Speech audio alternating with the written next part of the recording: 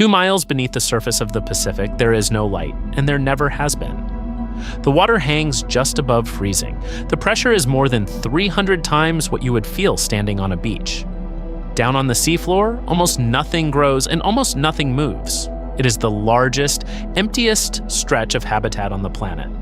Then the lights of a robot swing across the rocks, and something is there. One octopus, the color of wax, folded into a crack in the stone, then another beside it, then a dozen, then 100. The camera pulls back, and the whole slope is alive with them, thousands of pale bodies wedged into every crevice in the rock. None of this should be here. Octopuses are loners. They hunt alone, they die alone, and given the chance, they will eat each other. Finding 2 together is strange. This is 20,000. Almost every one of them is a female. Almost everyone is turned nearly inside out, curled over a clutch of eggs, and almost every one of them is about to die. They did not drift here by chance. They crossed miles of frozen darkness to reach this exact spot, to do the one thing that will end their lives. It took scientists 5 years to understand why, and the answer is one of the strangest things anyone has found on the ocean floor. 80 miles southwest of Monterey, California, the seafloor rises into a mountain, an extinct volcano called the Davidson Seamount. It stands more than a mile tall, and the octopuses gather near its base around 3,200 meters down. At the surface, this is one of the most closely studied patches of ocean in the world. Its base, far below, almost no one had ever seen. The temperature down there holds at 1.6 degrees Celsius, just above freezing, and the darkness is total.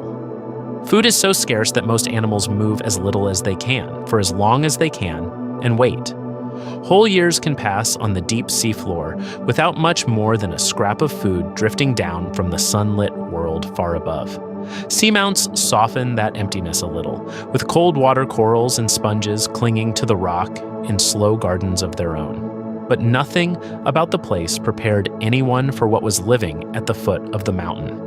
In October of 2018, a research ship named the Nautilus was flying a remotely operated vehicle over the Seamount's base, filming stone no human had ever seen. The camera passed a pair of octopuses tucked into a crevice. Mildly interesting, nothing more. The pilots began lifting the vehicle away to move on, and that was when the rest came into view. Streams of octopuses jammed into every crack just beyond the first 2. Chad King, a sanctuary marine biologist watching the live feed, later described what came next. Within minutes, he said, they were seeing hundreds and hundreds of them.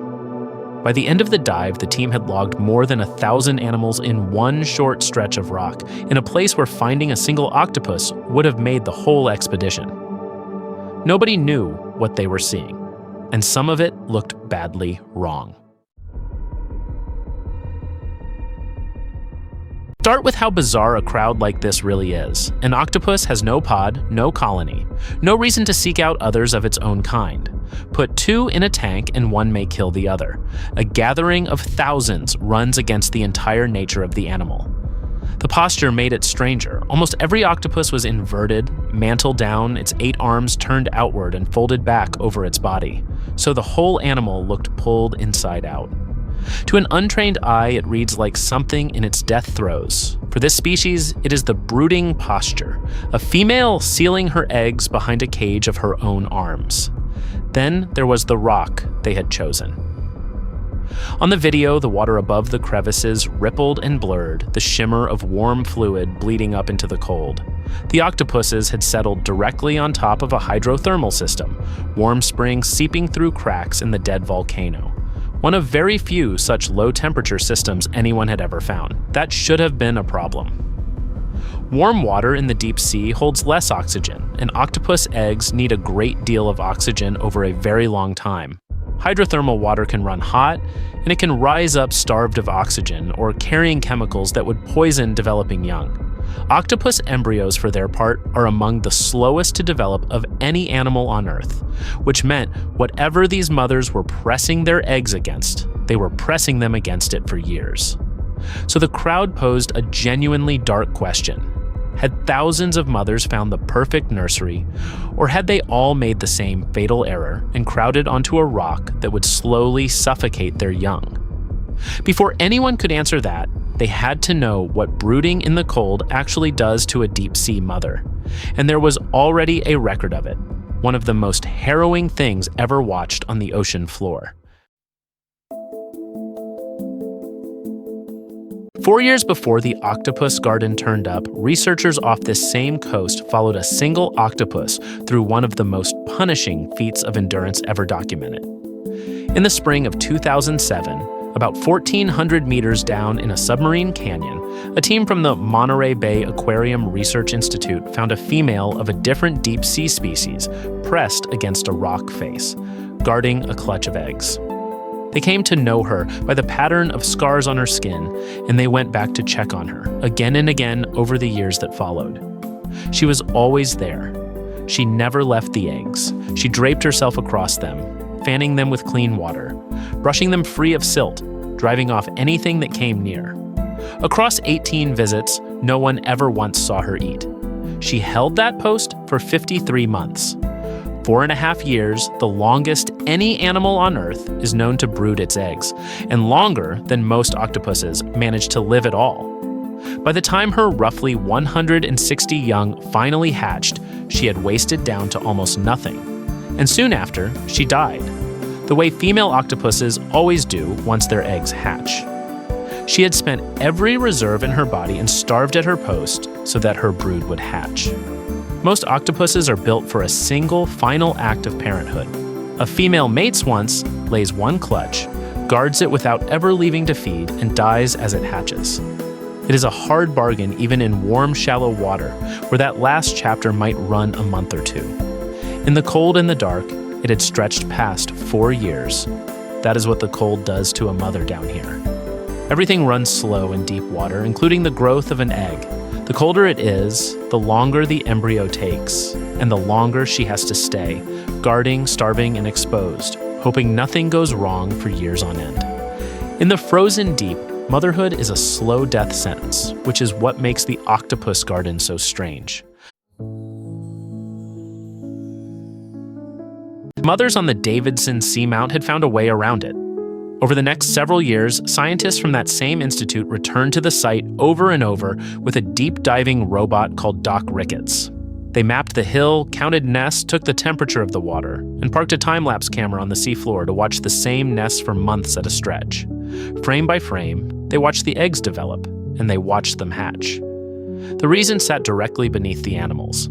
Inside the crevices where the mothers pressed their eggs against the stone, the spring water climbed as high as 11 degrees Celsius, nearly 10 degrees warmer than the water a few feet away. In that warmth, a clutch finished developing in under 2 years. Out in the surrounding cold, the same eggs would likely have taken 5 to 8 years, maybe longer. The reason is the same one that wakes a warm pond before a cold one in spring. An octopus embryo cannot heat itself. Everything happening inside the egg runs at the temperature of the water around it, so a few degrees of extra warmth speeds up the whole machinery of growth. On the time-lapse, the embryos in the heated nests pulled steadily ahead, developing faster than anything on record for a deep-sea octopus. That is the whole trick. By holding their eggs against the heat of a dying volcano, the mothers cut years off the deadliest stretch of their lives, the long wait when a clutch can be eaten, or buried in silt, or simply fail before it hatches. Less time brooding meant less time starving for the mother, and far better odds for the eggs. The rock the scientists had feared was a death trap turned out to be the opposite, an incubator. In 1,000 square miles of freezing black, the safest place to raise young was a single warm rock, and somehow these animals had found it. The numbers were like nothing anyone had recorded. In a single survey patch a few acres across, the team counted 5,718 octopuses. Spread across the whole nesting ground, more than 300 hectares of it, they put the population past 20,000, the largest gathering of octopuses ever found anywhere on Earth. Until this, no one knew the animals came together in numbers like that at all. To count a crowd that size, the team flew a camera in a tight grid a few feet above the seafloor and stitched thousands of overlapping frames into a single map. The result overturned a basic assumption about the animal. Deep-sea octopuses, long written off as solitary drifters, will pack together in their tens of thousands when the seafloor gives them a reason to. In the robot's lights, they have a soft, pale pearl gray sheen, and packed by the thousand across the black rock, they look like a scattering of pearls, which is very nearly what the scientists named them: pearl octopuses. The site itself could only ever be called one thing, borrowed from the old Beatles song: the Octopus Garden. The whole site lies inside the Monterey Bay National Marine Sanctuary, so the largest octopus nursery ever found happens, by luck, to be a protected one. The warmth comes at a cost, though. The same heat that hurries the eggs along also thins the oxygen in the water, right where thousands of developing embryos need it most. So the mothers hold a fine line, close enough to the springs to speed their young, not so close that they smother them, sweeping fresh water over the eggs with their arms without a break. They keep that up in the dark for years, and most of them will never learn whether it worked. The warmth buys time for the eggs. It does nothing for the mother. From the moment a female lays her clutch, her body starts shutting down. She stops hunting, she stops eating. Whatever is left in her pours into the eggs, cleaning them, fanning them, guarding them, until the day they hatch.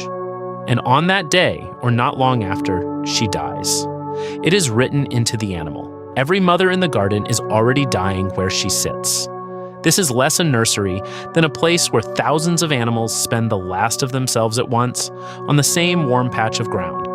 It never stops either. New mothers arrive as the old ones fade, so the rock is never empty, always brooding, always hatching and dying at once. Then the site does something you might not expect. In a desert this deep, nothing goes to waste. When a mother dies, her body does not just vanish into the silt, in a place where a single scrap of food can decide who lives: the dead octopuses, the unhatched eggs, and the hatchlings that never made it all become a feast. Rat-tail, fish, and cusk eels move in. Whelks and sea anemones settle onto the remains. The heat that grows one generation ends up feeding the animals around it. The mothers pour themselves into their eggs, and then their bodies feed the same deep that produced them. 2 miles down, in the coldest and hungriest place on Earth, the end of one life is what pays for the next. One last thing before we come back up. This gathering, 20,000 animals, the biggest of its kind found anywhere, is not tucked away in some unreachable trench on the far side of the planet. It sits 80 miles off the coast of California, under water that ships and scientists have crossed for well over a century. We had no idea it existed until 2018, a city of thousands glowing on the rocks off one of the most watched coastlines in the world, sat there in the dark until a robot happened to point its cameras the right way at the right moment. That is the part that should stay with you. Almost none of the deep ocean has ever been seen by human eyes, or by any camera at all. Most of the seafloor is known only from coarse sonar maps drawn at the scale of whole mountains, not from anything anyone has actually looked at. If a colony this size could hide this close to shore for this long, then whatever else is down there, we have mostly not met it yet. By most estimates, well under 5% of the deep sea has ever been directly explored. The rest is simply out there, unwatched, in the largest living space on the planet. The deep is crowded with lives we are only beginning to see, mothers holding their posts in the black. Whole small worlds built on the heat of one cracked, dying volcano. Things sitting in plain sight beneath a coastline we thought we knew. The ocean keeps its secrets. Every so often, it lets us borrow one. If you want to keep going down here with us, into the parts of the ocean that most people never see, subscribe and come along. There is far more still waiting below.